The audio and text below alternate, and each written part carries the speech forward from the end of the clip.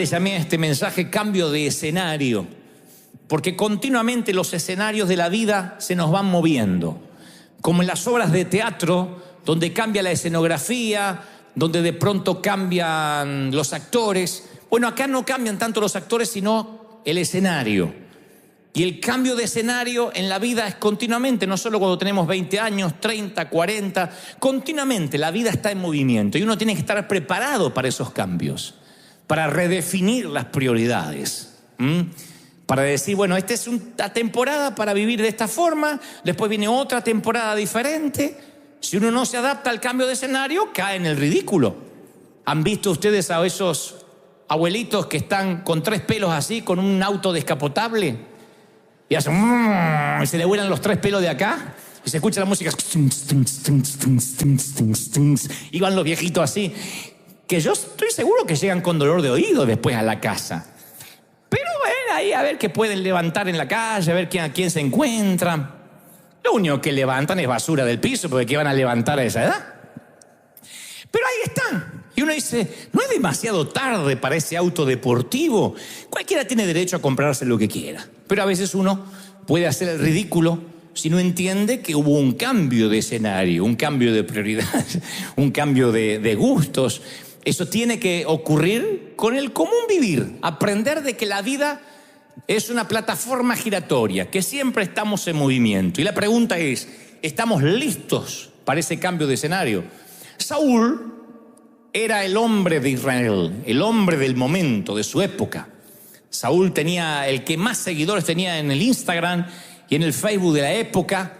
Era una bendición para Israel. David lo admiró tanto que aun cuando el pecado socavó el propósito de Saúl, David seguía admirándolo por lo que él había sido. Pero Saúl tiene un problema, una tragedia, que es compartida por millones de personas hoy. No entendió que su escenario había cambiado. No supo decirle adiós a una temporada que se estaba yendo. Y cantaban las mujeres que danzaban, dice 1 Samuel 18:7. Y decían, Saúl tiene 1000 likes y David tiene 10.000 likes. Bueno, no dice eso. Saúl dio a sus 1000 y David a sus 10.000.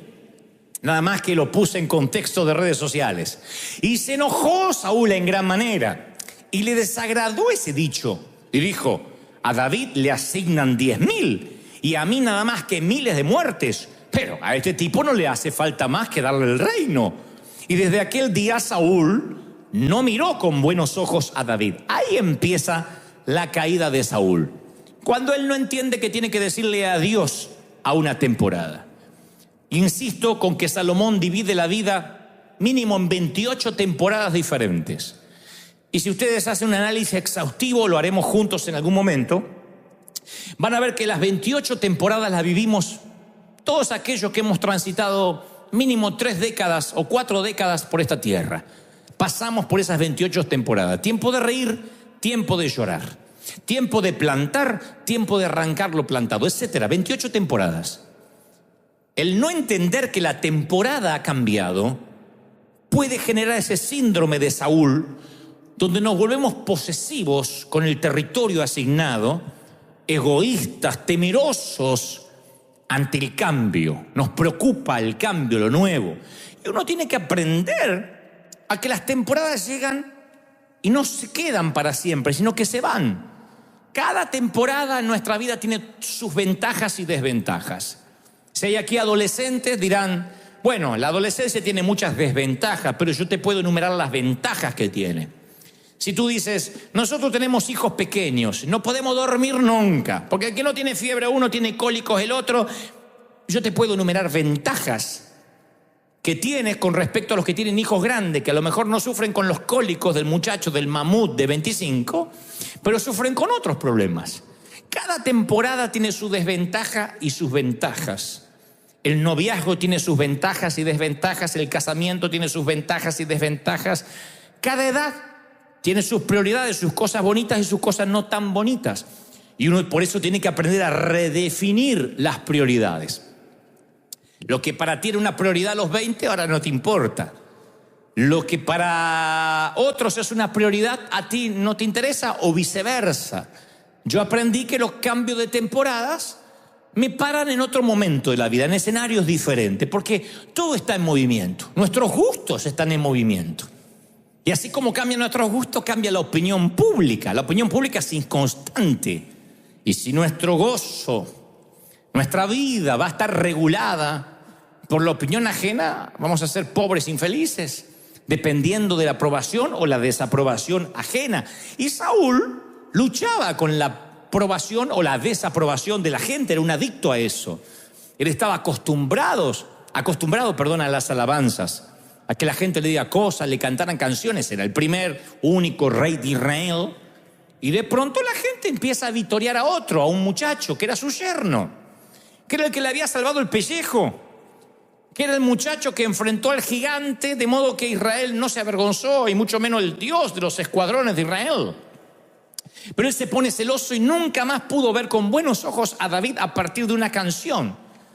A veces nuestro yo, nuestro egoísmo se empieza a comprometer cuando pasamos por la puerta de una temporada a la otra, de un escenario al otro. Y uno necesita ser mayordomo para administrar nuestros días de sol para cuando cambie la temporada y lleguen los días lluviosos. Porque la vida es eso, mis queridos. Es día de sol y días de lluvia. Días de reírse y días de llorar. Hay días de angustia y días de estar exultante. Hay días de celebración y días de llanto. Eso es la vida, esos son los días comunes, enlazados unos con otros que hacen el collar de una buena vida. Entonces, cuando uno no se prepara en los días de sol para los días de lluvia, uno no puede pasar de una temporada a la otra. Nos cambian el escenario y entonces nuestro mundo interior se nos desmorona. La gente, los cristianos por año no nos hemos preparado para lo que viene porque nos han dicho, Cristo viene pronto, no prepares nada. Ya el Señor viene en las nubes, nos vamos con Él. Si crees eso, como lo creo yo, te felicito. Vive de modo tal que Cristo pudiera venir ahora mismo. Pero trabaja y planifica como que no fuera a venir nunca. Esa es la manera que te encuentre trabajando, que te encuentre haciendo tu tarea en la viña. No con la vagancia de decir que venga Él y me rescate, no voy a hacer nada. Porque eso genera un montón de gente que no tiene sueños, que no tiene visión, que tiene castrada su futuro, lo que Dios tenía para con ellos. Entonces, independientemente de que creamos que el Señor viene y lo estemos esperando con premura, uno debe trabajar, esforzarse, decir, bueno, mi temporada va a cambiar, no siempre va a ser así, no todo se va a mantener igual. La vida cambia, los actores de reparto cambian, los que están a tu alrededor cambian. De pronto tenías un matrimonio, se deshace el matrimonio y tu escenario cambia. Y de pronto tenías una pareja y enviudas de una manera fortuita. Y tu escenario cambia de la noche a la mañana. Cambian los actores, cambian tu entorno, cambia tu mañana, cambia tu anochecer, cambian los cumpleaños, cambian los días del padre, cambian los días de la madre, cambia tu manera de celebrar la Navidad, cambia el escenario. Y yo no te estoy diciendo que te prepares para una tragedia necesariamente, pero sí para los cambios de escenario. Porque si la identidad nuestra está aferrada a un escenario, cuando se mueva el escenario se nos desmorona el mundo interior. Hay pastores que ya no pueden predicar y contemplan el suicidio. Después de haber ayudado a tantos a vivir, contemplan no tener sentido de vivir. Y si bien algunos no se atreven a cometer el pecado del suicidio, se empiezan a dejar morir.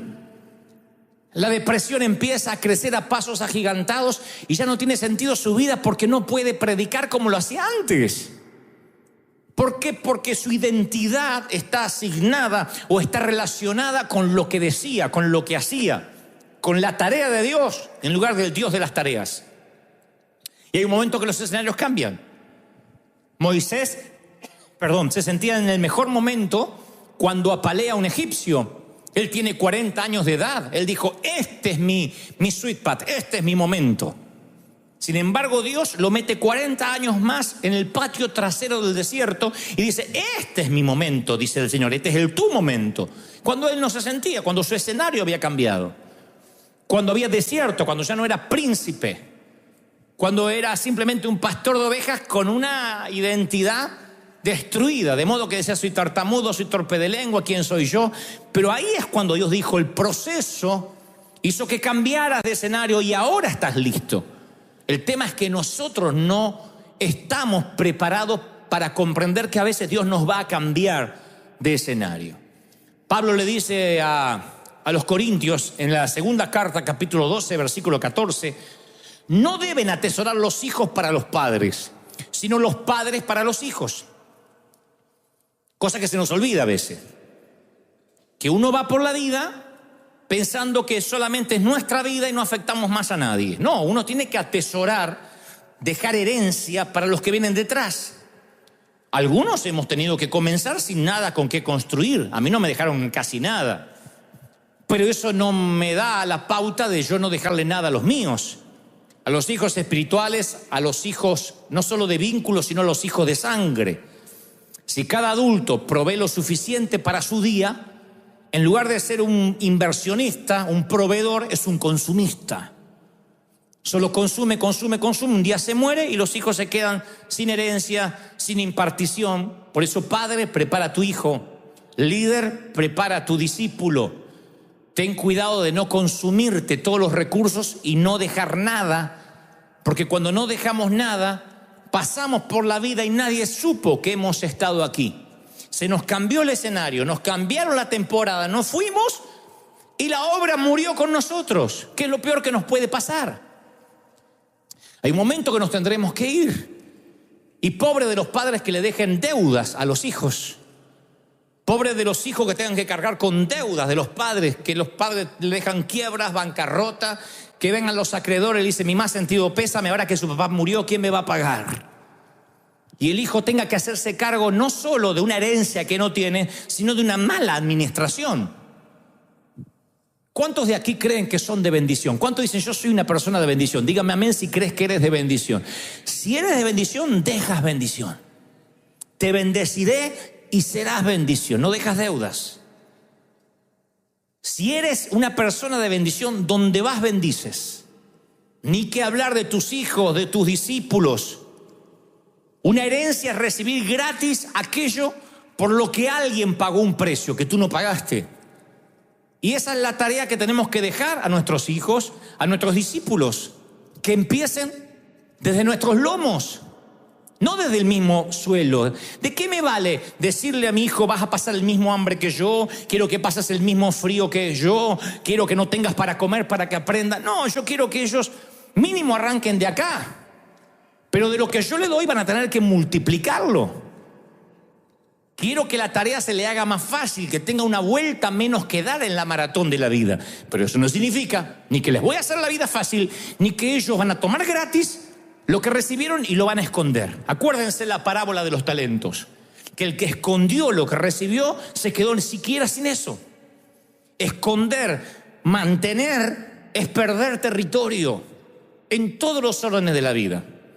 Yo sé que hay personas acá que están manteniendo su llamado y creen que es fidelidad. Dios me llamó hace 50 años a hacer esto, pero hay un momento que Dios va a cambiarte el escenario. No cambia la relación de Dios contigo, pero cambia el llamado. Ya no vas a hacer lo mismo. Ese día va a llegar. Y si no estás preparado para eso, te va a pasar lo de Saúl, que derrochó sus últimos años en tratar de matar a David. No podía entender que el gentío que bramaba por él, ahora gritaba por otro. Y al no entender el cambio de temporada, su mundo interior se desmoronó. Hay gente que se mueve de país y se le desmorona el mundo, porque creía que la felicidad estaba en el país donde vivía.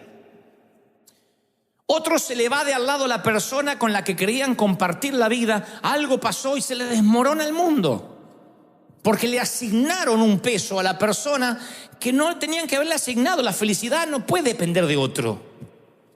Como Dios nos vino hablando, si uno no se ama a sí mismo, no puede amar ni al otro, ni puede amar a Dios. Entonces a veces nos cambia el escenario, nos cambia Dios los sitios donde Él quiere hablarnos. La ubicación geográfica para Dios en el antiguo pacto era muy importante. Dios le decía, y Abraham le dijo, Dios a Abraham, sal de tu tierra. Le dijo a Moisés, sube al monte, baja de ahí, vete a Moriah. La geografía, la topografía era muy importante para Dios. A veces Dios nos cambia de lugares para que tengamos una perspectiva diferente. A veces nos pone en un fondo de un pozo para que veamos la luz y solo estemos obligados a mirar para arriba. Y uno a veces para mirar para arriba tiene que estar una temporada en un pozo, en un hoyo. No nos gustan las temporadas de hoyos. Pero José, sin temporada de hoyos tú no llegas tampoco a Egipto. No nos gustan que nos odien la túnica de colores, pero sin el odio de tu túnica no llegas a tu destino. Hay temporadas. No se puede vivir de eterna primavera. Hay temporadas de primavera, de otoño, de invierno. El tema, ¿estás listo para ese cambio? ¿Estás listo para que cuando cambie tu temporada tú contribuyas al éxito de alguien más? No puedes morirte como jugador. En un momento vas a tener que ser entrenador. Hay mamis que no están preparadas para ser suegras. No están preparadas y por eso se transforman en las típicas suegras. Todas dicen lo mismo, no, yo sí estoy preparada. Y después un día la hija se le casa, dice, esta se casó y ahora se olvidó de mí, yo ya no importa. Y le agarró el espíritu de suegra porque no está preparado para adoptar un hijo más. A otros les agarra el espíritu de suegro. Cuando la hija dice, papi, este es el hombre, ay, es tan parecido a ti, te dice. Y vos lo ves y decís, si ese es parecido a mí, Señor, o le arreglas la vista o me llevas. No. No están preparados para que tus hijos tengan que volar su propio vuelo, como te pasó a ti, que volaste y no preguntaste a nadie. Nos pasa con nuestros hijos y nos aferramos, mantenemos el territorio. Es que mi hijo no se puede casar, todavía no terminó la carrera y no sabe lo que quiere. Yo sé que no sabe lo que quiere. Usted lo ve grandote, me dijo una mamá, usted lo ve grandote, pero yo sé su corazón que es chiquito. Yo lo veo como mi bebé. ¿Qué edad tiene? 31. Unos pelos en la pata así tenía el vago. Y ella no estaba preparada a la transición, al cambio de escenario, a ceder, no perder, ceder territorio. Uno tiene que decir, bueno, terminó mi tiempo de jugar en la cancha, en el estadio, ahora voy a las gradas a entrenar. Y desde otro lugar, desde otro cambio de escenario, usa la sabiduría. David se hizo famoso, entra en las grandes ligas bíblicas matando a un gigante. Es el matagigante David, primer mote por el cual se conocerá el salmista. Antes de que sea rey, antes de que sea salmista, antes de que sea un hombre conforme al corazón de Dios, será un niño que mate a un tipo de 4 metros de estatura, un Hulk, que llega al valle de él a desafiar a los escuadrones de Israel. Pero ahora David ya es rey. Ahora David tiene 40 y tantos años y vuelve a salir a la guerra y enfrenta a otro gigante. Y los muchachos que están con David lo dejan porque dice, si hay alguien que sabe matar gigantes y se hizo famoso por matar gigantes, es David. Y se enfrenta, dice el segundo libro de Samuel 21:16, con un hijo de los gigantes que casi lo liquida a David. Y entonces uno de los muchachos de David llega en su ayuda y hiere al gigante y lo mata. Y los hombres de David le juraron diciendo, David, nunca más en adelante salgas con nosotros a la batalla. No sea que te maten y apagues la lámpara de Israel. Que te mates y no tengamos más guía. Esto lo vemos como algo épico. Ay, cómo querían los muchachos a David. Imagínense esto para la hombría de David. Para la testosterona de David. Porque David, dice una versión que ahora no la traje en la Biblia, tenía abuelastros mexicanos. David dijo, ¿qué pasó? ¿Qué pasó? Que soy macho, dijo. No salgas, porque si te matan, apaga la lámpara de Israel. David descubrió que su llamado había cambiado. La iglesia, mis queridos, nunca nos preparó para esto, que el llamado un día va a cambiar. Nunca nos dicen, Dios te llamó y te llamó para siempre, y morimos con las botas puestas. hay un momento que el llamado cambia. Y te diré por qué cambia. Porque David ya no era necesario para matar gigantes. Y no estaba equipado para matar gigantes. Ni era necesario, ni estaba equipado para hacerlo. Dos frases que son principios de la sabiduría. Hay cosas para las cuales en la vida ya no eres necesario. Con todo el dolor del alma, mami, tu nene ya no te necesita, por lo menos del modo que tú crees. Ya no eres necesario en ese modo. Vas a ser necesaria en tu sabiduría. Cuando te vengan a buscar, no des consejo hasta que te lo pidan.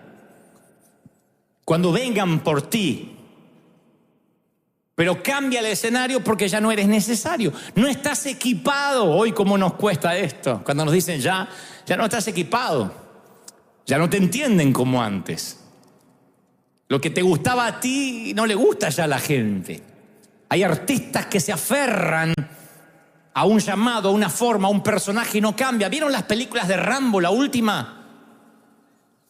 ¿Quiénes van a ver ese Rambo? Los nostálgicos. Yo vi el primer Rambo. ¿Lo vieron a Schwarzenegger? Hasta la vista, baby, que sale con un bastón. Harrison Ford, de Indiana Jones. Actores que de pronto se aferraron, la gente los tiene en una imagen. Y encima la gente que los va a ver al cine dice, no me gustó, está muy viejo. ¿Pero qué querés? ¿Y le sacaron el respirador para que hiciera la película?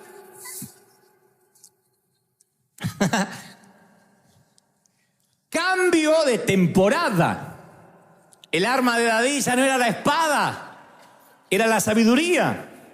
Era necesario, pero ahora como rey, no como guerrero. Qué feo cuando alguien que nunca agarró la espada quiere implementar su sabiduría.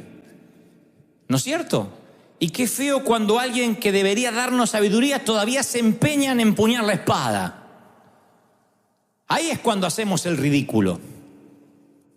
Yo tengo un grupo de gente muy cercana que les he dicho, cuando empieza a hacer el ridículo, ¿me avisan? Y uno me miró como diciendo, no vamos a saber eso nunca.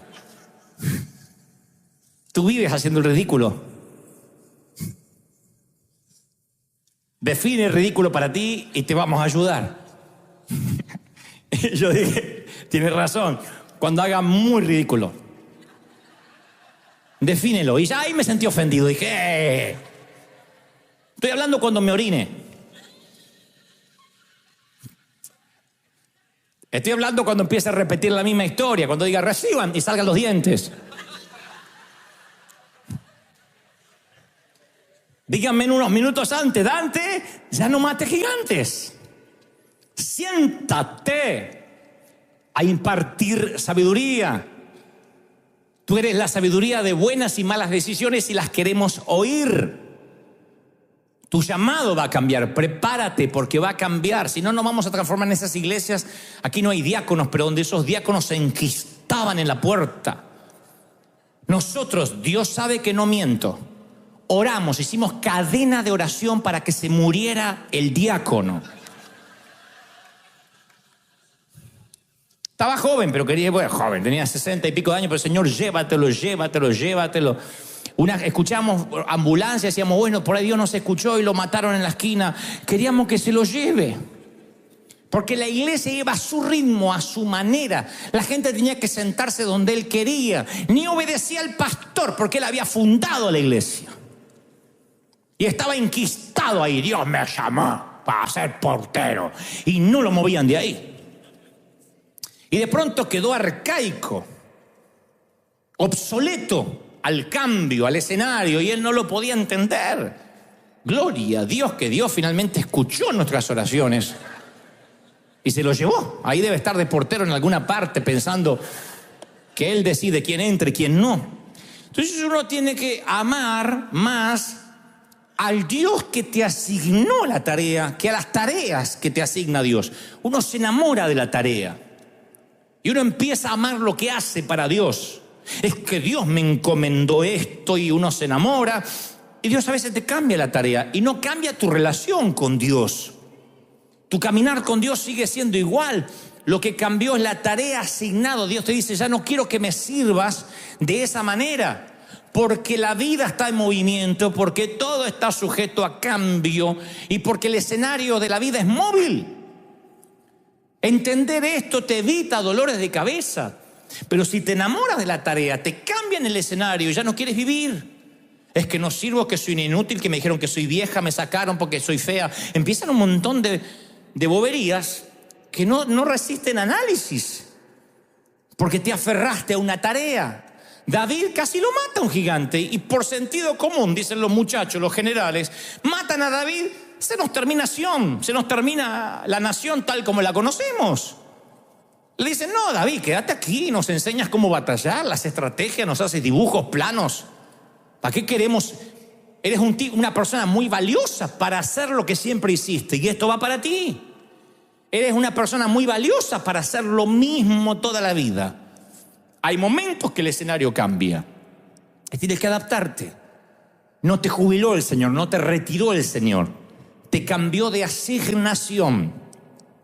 Y en esa asignación nueva es como darte una app nueva, es como darte una aplicación nueva. En esa asignación nueva empiezas a cambiar cosas y a entender que Dios te está reubicando para que como padre espiritual impartas en otro. Recuerde que el Señor dice que los justos son como árbol plantado a corrientes de agua, Salmo 1:3, que da su fruto, oigan, en su tiempo, no siempre. El fruto lo da en su tiempo. El mandarino da mandarinas en su tiempo. ¿Sí? La higuera da higos cuando es temporada de higos. Pero aclara el salmista, y su hoja no cae. Aquí vamos a separar frutos de hoja. Saúl no entendió que terminó su tiempo fructífero, pero que tenía que haber mantenido su hoja. Un árbol sin fruto está solo fuera de temporada. Un árbol sin hojas está seco. Y que no demos fruto no significa que nos tengamos que secar. A veces no es nuestro mejor tiempo, pero tenemos que entender que tenemos que seguir teniendo hojas, como pasa con jugadores de fútbol. Vaya deporte cruel, que para jugar al fútbol tiene que empezar mínimamente a los 16, 17 años en las inferiores. Para los 23, 24, la mayoría se le acaba la carrera a menos que sea una mega estrella. ¿Qué hace el jugador luego? Entrena, pone escuelas de fútbol, va de director técnico, ayuda, pertenece a un equipo técnico, entiende que ya no tiene frutos para que la gente lo vitoree cuando hace un gol, pero tiene hojas para que bajo su sombra puedan nacer frutos, aunque sea de otros árboles. Terminas produciendo a través de otras vidas. ¿Soy claro lo que trato de decir? Uno ministra, genera a través de otras vidas. Si yo hubiese terminado de evangelista mis días, no hubiese nunca impartido lo que he podido impartir estos 10 años. Entonces cuando viene alguien y me dice, Dante, yo aprendí tal cosa y aprendí tal otra y me animé a tantas cosas porque escuché aquel mensaje, siento que cuando yo me haya ido, mi fruto, aunque sea de otro árbol, estará surgiendo porque alguien fue impactado e inspirado, porque alguien recibió la misma impartición y ahora está generándolo. El llamado cambia, los reflectores dejan de iluminarte, iluminan al otro, y así como la multitud y el aplauso se desvanece, hay que comprender que el alejamiento de la multitud no significa el alejamiento de Dios. Los papeles cambian, los trajes cambian, el escenario está sobre ruedas, pero Dios sigue manteniéndose fiel. Dios dice, ahora te quiero usar desde otro lugar, te quiero usar desde otro punto de vista, como no había sido usado antes. Por eso es necesario los mentores, los padres espirituales, y entender cuándo termina tu temporada de hijo y empieza tu temporada de padre. Algunos en la infancia no tuvieron un papá del cual aprender y necesitan espiritualmente asignarse un padre. David fue alguien abandonado por sus hermanos, por su papá. La Biblia no lo dice de manera explícita, pero cuando Samuel va a ungir a los hijos, le dice, llama a todos tus hijos, y Isaí no llama al menor.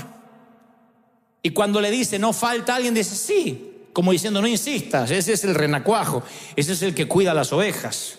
No le dice, claro, ¿cómo se me pasó? ¿Qué trauma va a tener? No, ese no. Me dijiste un rey para Israel, ¿qué te voy a traer a ese? Con esa actitud de no tener padre ni hermanos, David llega al palacio de Saúl y se aferra a Saúl, pero Saúl era el tipo equivocado, porque Saúl tipifica al típico líder que es un tapón, un techo que no te deja crecer. Es el típico líder inseguro. Un líder inseguro tiene miedo que sepas más que él. Tiene miedo que aprendas más, que Dios te revele más. Un líder inseguro le dice a la gente, venga que yo tengo la unción. Venga porque otro no te puede orar.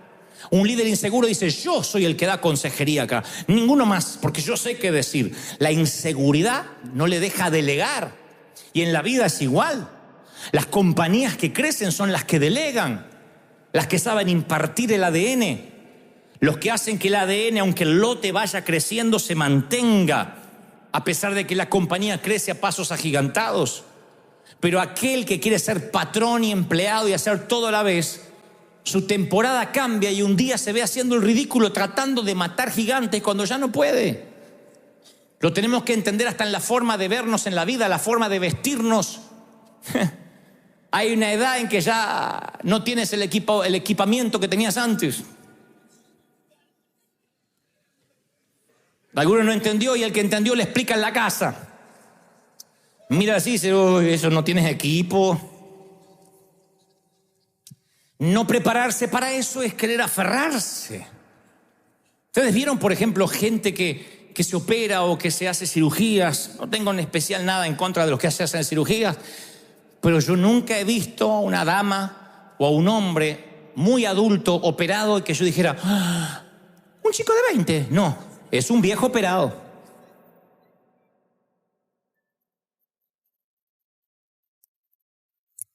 Ya. Hoy estamos tristes. ¿Por qué le queda la cara a Tortuga Ninja? Porque no entendió que su temporada pasó. Y esto no significa no cuidarse, no arreglarse, no acicalarse. Pero es ridículo cuando alguien se aferra y quiere representar.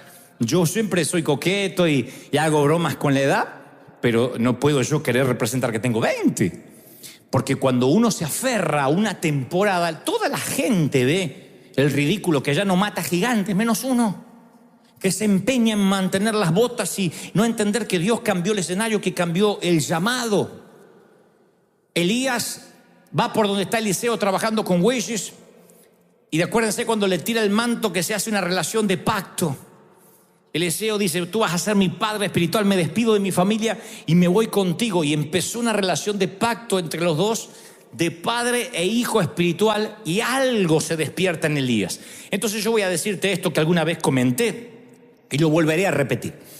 Todos nosotros, comprobado científicamente, en nuestros genes, por años, pueden viajar determinados talentos o dones. O sea que nuestro ADN, mejor dicho, técnicamente, hablando correctamente, sería que en nuestro ADN viajan genes que heredamos de abuelos, de bisabuelos, de algún antepasado, y no se activan hasta no estar en el entorno y la atmósfera o con la persona correcta.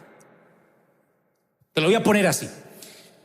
Mi abuelo materno, papá de mi mamá, al cual nunca conocí, era un artista, escultor, actor, dramaturgo. Y yo no lo conocí nunca, porque cuando yo nací, él ya estaba muerto, así que yo nada más conocía a la familia, a los abuelos de los Goebbels, que eran todos los borrachos, los que te morían de cirrosis. Al artista nunca lo conocí. Y un día, con un bloc de hojas, estando solo en casa, se me activó el gen de la creatividad y empecé a dibujar de modo que asombraba a aquellos que habían estudiado dibujo. Si bien es un don divino, mamá siempre decía, eso está en tus genes. Papá era así, un escultor, un dibujante, un artista. Y cuando empecé a actuar frente al espejo decía, me haces acordar al abuelo. Papá era así, vivía actuando, cantando. Viajó en mis genes, quedó allí y se activó cuando estuvo la atmósfera correcta. A veces una persona Acá debe haber gente que tuvo parejas. No digas amén, pero que le vaya al que le quepa el poncho. El que le quepa el saco. Entonces tú dices, ¿cómo puede ser que con fulano o con fulana yo era frío, apático, no sentía nada? Y te convences, yo soy frío, fría, yo soy así. Si tengo que cumplir, cumplo una vez cada año bisiesto, pero nada más. Cambias de pareja porque enviudas, porque... y de pronto sale la leona de adentro.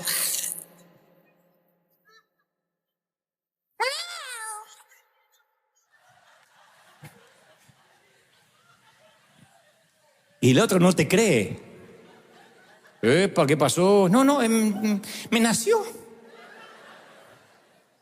Pero tú dices, ¿cómo? Claro, la persona no es qué, es con quién. La persona correcta despierta de pronto en ti cosas que antes no. La iglesia pasa lo mismo. Y vas a una iglesia y capaz que te dormía, el servicio no te terminaba más. Y ahora llegas a otra iglesia y dices, ¿ya terminó? ¿Qué cambió? El entorno, la gente, el escenario, los actores. Cuando cambia tu escenario, de pronto descubres genes que estaban allí sin activarse. Porque la palabra dice, la vida humana nace del hombre, Juan 3:6, mientras que la vida espiritual nace del espíritu. Entonces hay cosas que nacen cuando hay un ambiente de fe para activarse. Y hay padres espirituales que activan genes que estaban dormidos. Cuando llega un padre espiritual que activa genes, acá había gente que tenía la beta histriónica de ser artista. Y claro, se va a un entorno donde dice todos esos pecados, saca el Netflix, saca el otro, saca del mundo. Tú tienes un miedo y dices, no, me voy a estudiar teología o me voy a meter de veterinario porque nada más. Pero de pronto llegas donde hay un entorno, vamos a estudiar teatro y vamos a tomar las artes y si viene un artista, lo abrazamos. Tú dices, wow, y se encienden genes que estaban apagados o que estaban dormidos o adormecidos o anestesiados. ¿Tiene sentido lo que trato de decir, sí o no? El entorno, un padre espiritual activa como Elías activó en Eliseo. ¿Cómo se activa eso en ti? Bueno, Eliseo nos daba la pauta, él se puso a servir a Elías.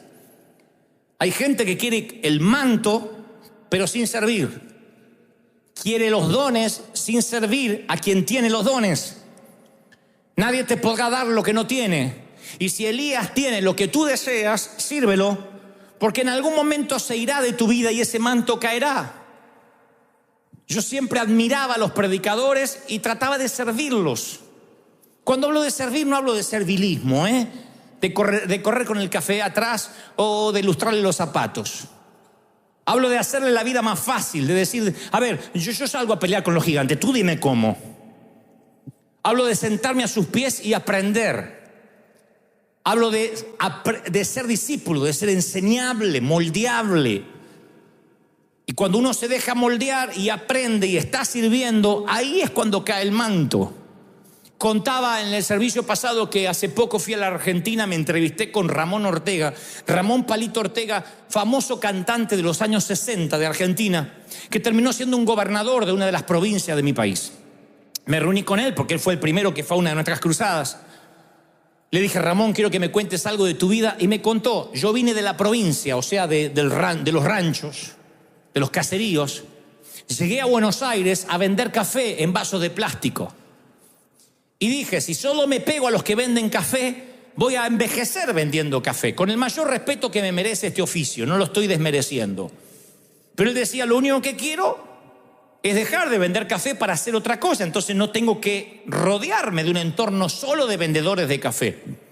Entonces usó el café para pararse en las puertas de los canales de televisión y decir, quiero un cafecito, quiero un cafecito. Y alguien muy famoso le dijo, pasa y sírvenos café. Y él pagaba los cafés gratis que regalaba, porque le tenía que pagar a quien lo contrataba.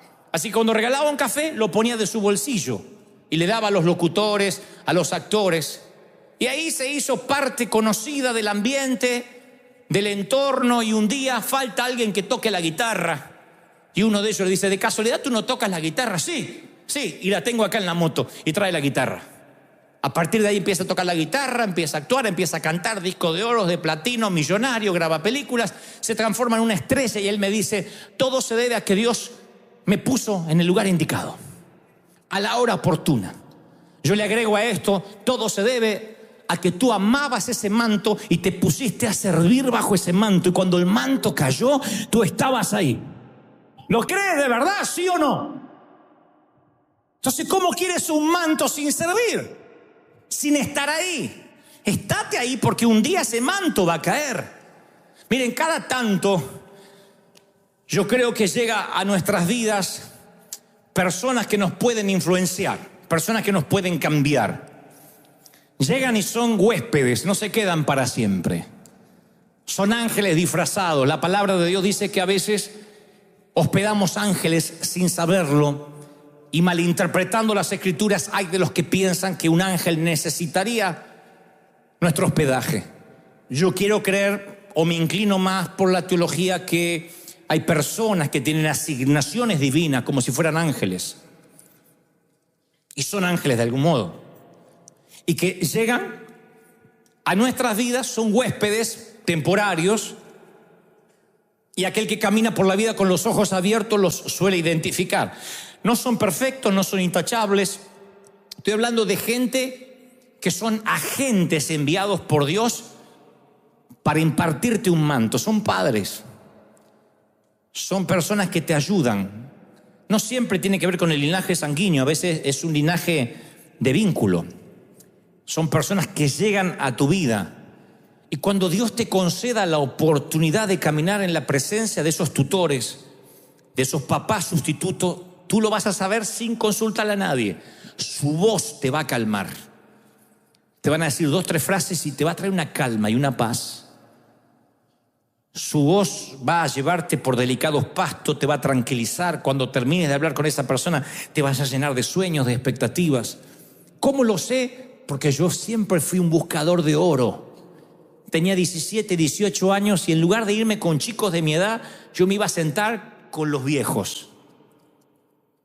¿Me puedo sentar acá? Cuando trabajaba en el seminario bíblico, yo me sentaba a desayunar y a almorzar con los profesores y los escuchaba.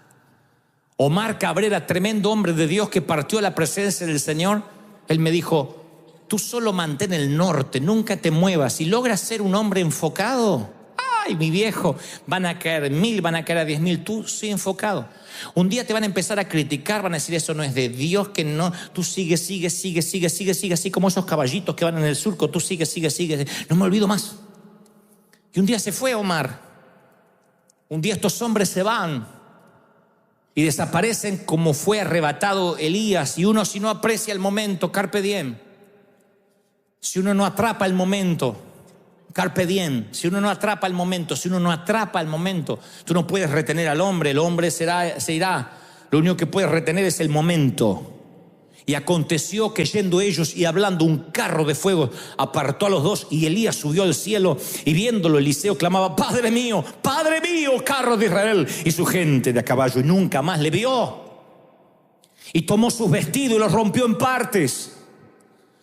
Esto significa que hay un tiempo de partida para tu padre, para tu tutor.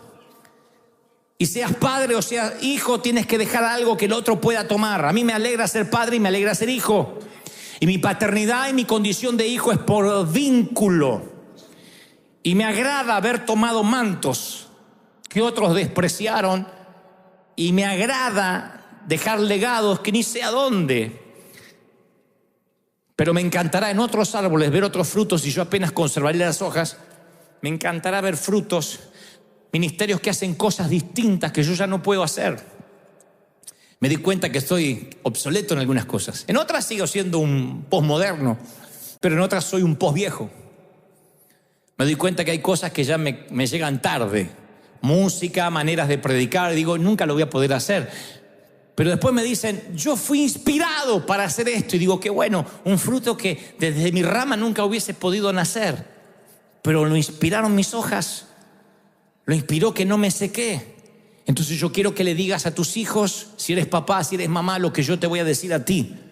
Camina detrás de mí y obsérvame de cerca, porque yo soy un tren en marcha que no se va a detener No voy a quedarme quieto nunca, por lo menos mientras tenga vitalidad, mientras mi cabeza funcione y coordine lo que estoy diciendo con mi boca, aquí estaré.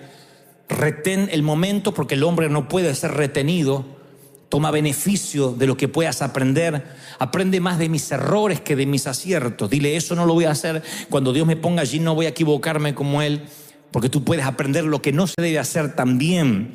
Y cuando venga mi carruaje y tú te quedes nada más que con el viento, toma lo que yo haya dejado atrás y por el amor de Dios multiplícalo. Seas hijo o seas padre, dile eso a tus hijos. Cuando yo me vaya, no permitas que entierren la unción conmigo. Qué triste que Eliseo fue enterrado con su unción. Qué triste que hubo un Gehazi que en lugar de una triple unción prefirió los tesoros de Naamán y estaba ungido Eliseo en sus huesos, de modo que cuando tiraron un muerto en su sepultura resucitó. Lo contamos como un milagro, para mí es casi un fracaso. ¿Pero de qué sirve la unción en un muerto o en huesos? No permitas que la unción se vaya contigo. Deja una herencia, deja algo que tus hijos puedan seguir. Deja un patrón de vida, un patrón de comunicación, algo que sea claro. Y claro que somos falibles, y claro que tenemos errores. Pero un día nos vamos a ir y seremos nada más un eco, una voz, alguien que estuvo, una sombra. Y la obra va a continuar si Cristo no viene antes. Y nos van a recordar del avivamiento de la calle Broadway. Nos van a recordar como aquellos hispanos que de la nada surgieron, pero habremos sido historia. Tú y yo algún día estaremos en una fotografía vieja. Tú y yo estaremos tal vez no en una foto en blanco y negro, pero sí en una foto que algunos recuerden y dirán, ¡uy, mirá! La mayoría están todos muertos. ¡Uy, mirá, tenía pelo! ¡Ay, acá me acuerdo, no tenía panza! Todos esos días van a llegar. Algún día alguien nos mirará, se meterá en nuestro álbum de fotografías y habremos sido un recuerdo. Habremos sido esos viejos que mirábamos cuando chicos. Y esa no va a ser la tragedia, porque al cabo esa era la regla de la vida, ¿no? Nos íbamos, desde que llegamos nos estamos yendo. Nadie puede decir que el tiempo fue un gran timador, que te prometieron una eternidad de este lado del sol y no te la dieron. Vamos, desde el vientre materno hasta el sepulcro sabe que todos los días te estás muriendo un poco. Así que esas son las reglas de la vida. Eso no debería sorprenderte. Lo que debería sorprenderte hasta casi el borde del pánico es no dejar un legado, no dejar una huella. ¿Qué es una huella? Que tus hijos no tengan que ir, diré casi algo que roza la herejía, pero Dios sabe con qué corazón lo digo. Que tus hijos no necesariamente tengan que ir a ver qué dice la doctrina, qué dice la palabra respecto a una decisión. Y que alguien lo confunda, le diga esto y lo otro, que no tengan que ir a la Biblia para tomar una decisión, sino que digan, ¿qué haría el viejo? ¿Qué hubiese hecho mamá? Y al hacer y repetir lo que tú hubieses hecho, hacer la voluntad de Dios. Dijo Pablo, tienen problemas para imitar a Cristo, imítenme a mí. Y por consecuencia van a imitar al Señor. Es un efecto dominó. Me fascina que mis hijos digan, ¿qué haría el viejo? ¿Mi papá cómo actuaría? ¿Se acobardaría o iría enfrente en fe? ¿Qué haría mi papá? Me fascina cuando mis hijos más grandes se dan cuenta y me dice, viejo, voy a hacer las cosas sin plata. Le digo, toda la vida. Y me dice, pero ¿cómo te animaste? Porque yo tengo la edad que vos tenías cuando empezaste sin dinero. Le digo, sí. Y me agrada que ellos habrán visto la fe, no como una historia. Ellos dirán, mi papá, yo lo vi. Mi viejo nació de un papá que casi no lo abrazaba, de una mamá enferma de cáncer. Tenía todos los números para que la vida le fuera mal y sin embargo se resarció. El Espíritu Santo lo hizo nueva criatura, nació de vuelta y que eso lo ayude a crecer. Alguien tiene que decir amén. ¿Tú lo crees? ¿De verdad que lo crees? Vamos, ponte de pie.